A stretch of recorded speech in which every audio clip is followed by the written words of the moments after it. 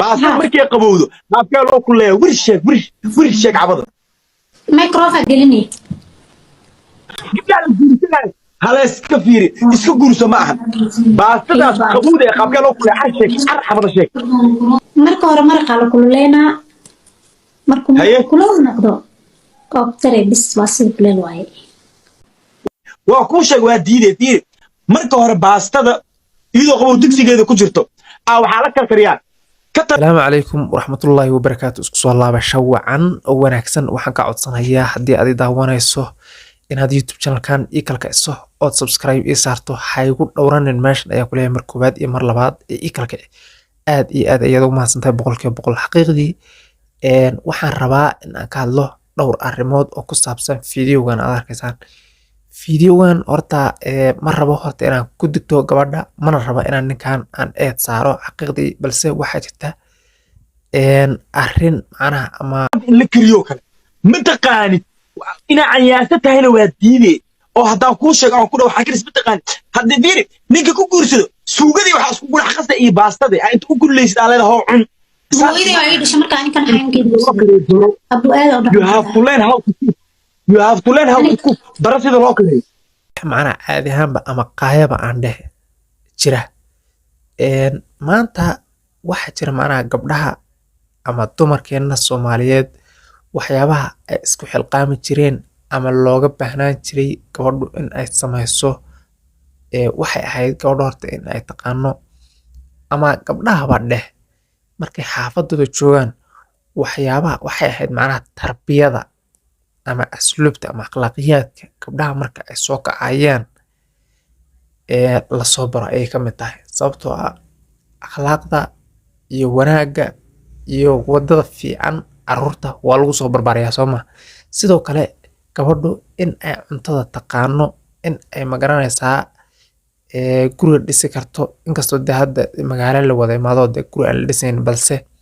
gabdhihii hore waxaa la bari jiray sida aqalka loo dhiso sida cuntada loo kariyo sida muxuu ahaa ariga loo liso sida muxuu ahaa xoolaha loo raaco waxaasoo dhan ayaa la bari jiray balse maanta sidii hore ma aha oo way ka duwan tahay oo balse waxa haddii aad miyi iyo magaalaba joogto ku daba socda ee aan ka hadhaynin ee qof kasta muhiim u ah ee nolosha u ah ee tiir dhexaad ku ah waa cunto karinti maanta waxa laasim ah in uu maanta qof kasta cunto karista yaqaano hadda maanta boqolkiiba 80 waxaan dhiganaa ragga ayaa cuntada kariya maanta balse awal hore xaqiiqdii waxay ahayd in ay dumarku cuntada kariyaan hadda dhalinyarada waxay aaminsan yihiin markii ay iskaabulada ka baxayaan in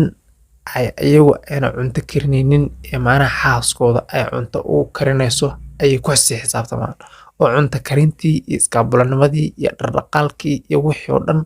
uu asagu retire ka qaadan doono oo arrintaas oo dhan lagu wareejinayo qofta ama ma garanaysaa gabadha uu arogsanayo haddaba gabadhuna sidaas oo kale waxa ay ku xisaabtamaysaa maantada la jooga ayaynu ka hadlaynaaye ninkeedu in uu yaqaano cuntada si loo kariyo sababtoo ah waxay sugaysaa iyadoo gabadha in cuntada uu ninkeedu soo kariya ayay sugaysaa oo xaqiiqdii waxyaabaha aadka isku bedelaya ama aadka u trend garanaya markan waqtigan dambe ayaa waxay tahay in cunto karistii ay ragga kusoo wareegtay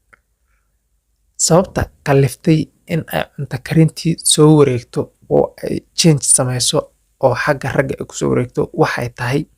dumarka Soomaaliyeed waqtigan la joogo waxay aad u isticmaalaan boqolkiiba 99 wax la yiraahdo chemical ama iscadayn ay isticmaalaan marka sida la ajligeed oo ma dhawaan karaan dabka ama ma samayn karaan cunto karin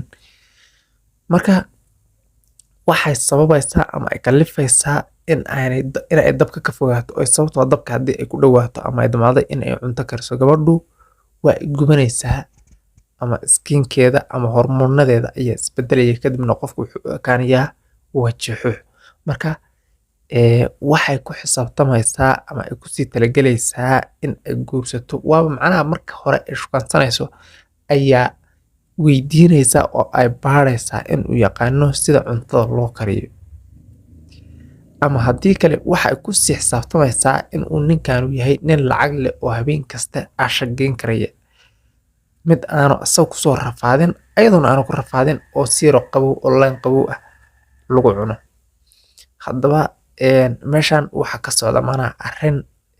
ma garanaysaa cuntada mataqaanid si loo kariyo oo dee fadeexad live public ah.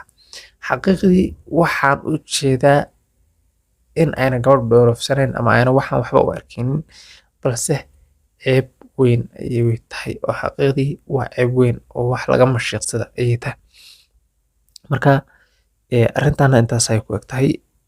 Fideoganna halkaas ay ku egeetan intaynu kulmi doono fideogan video lamida macnaa caadi ahaanba ama qaayaba aan dheh jira. Maanta waxa jira macnaha gabdhaha ama dumarkeena Soomaaliyeed waxyaabaha ay isku xilqaami jireen ama looga baahnaan jiray gabadhu in ay samayso waxay ahayd gabadha horta in ay taqaano ama gabdhahaba dheh markay xaafadooda joogaan waxyaabaha waxay ahayd macnaha tarbiyada ama asluubta ama akhlaaqiyaadka gabdhaha marka ay soo kacayaan la soo baro ayay ka mid tahay, sababtoo ah akhlaaqda iyo wanaagga iyo wadada fiican carruurta waa lagu soo barbarayaa soo ma. Sidoo kale gabadhu in ay cuntada taqaano, in ay magaranaysaa guriga dhisi karto, inkastoo dee hadda magaalo la wada imaado dee guri aan la dhisayn, balse gabdhihii hore waxaa la bari jiray sida aqalka loo dhiso, sida cuntada loo kariyo, sida muxuu ahaa ariga loo liso, sida muxuu ahaa xoolaha loo raaco. Waxaasoo dhan ayaa la bari jiray, balse maanta sidii hore ma aha oo way ka duwan tahay. oo balse waxa haddii aad miyi iyo magaalaba joogto ku daba socda ee aan ka hadhaynin ee qof kasta muhiim u ah ee nolosha u ah ee tiir dhexaad ku ah waa cunto karinti. Maanta waxa laasim ah in uu maanta qof kasta cunto karista yaqaano. Hadda maanta boqolkiiba 80 waxaan dhiganaa ragga ayaa cuntada kariya maanta, balse awal hore xaqiiqdii waxay ahayd in ay dumarku cuntada kariyaan. Hadda dhalinyarada waxay aaminsan yihiin markii ay iskaabulada ka baxayaan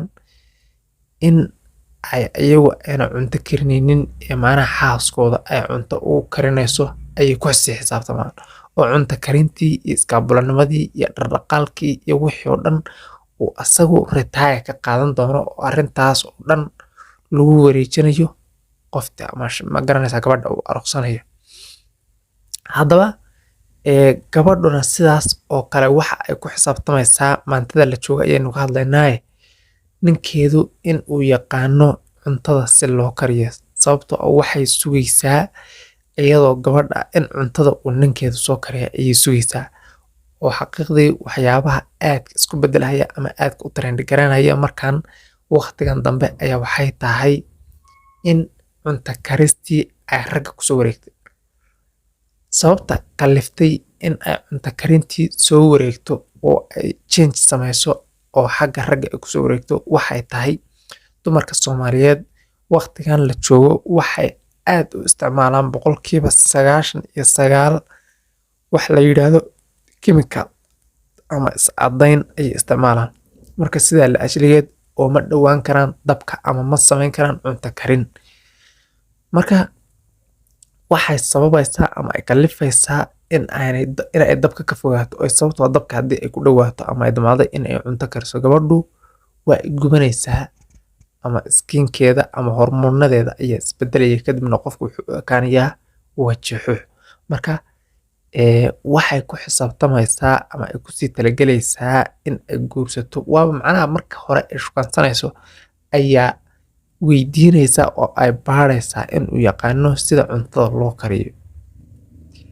Ama haddii kale waxay ku sii xisaabtamaysaa in uu ninkaanu yahay nin lacag leh oo habeen kasta ashaqayn karaya, mid aanu asaga kusoo rafaadin ayadoona aanu ku rafaadin oo siiro qabow online qabow ah lagu cuno. Haddaba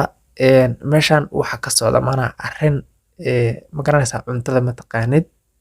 si loo kariyo oo dee fadeexad live public ah. Xaqiiqdii waxaan u jeedaa in ayna gabadh dhoorofsanayn ama ayna waxaan waxba u arkinin, balse ceeb weyn ayay tahay oo xaqiiqdii waa ceeb weyn oo wax laga mashiiqsada ayay tahay. Marka arrintaana intaas ay ku eg tahay. Fideogaana halkaas ay ku egeetan intaanu kulmi doono fideogan video lamid ah.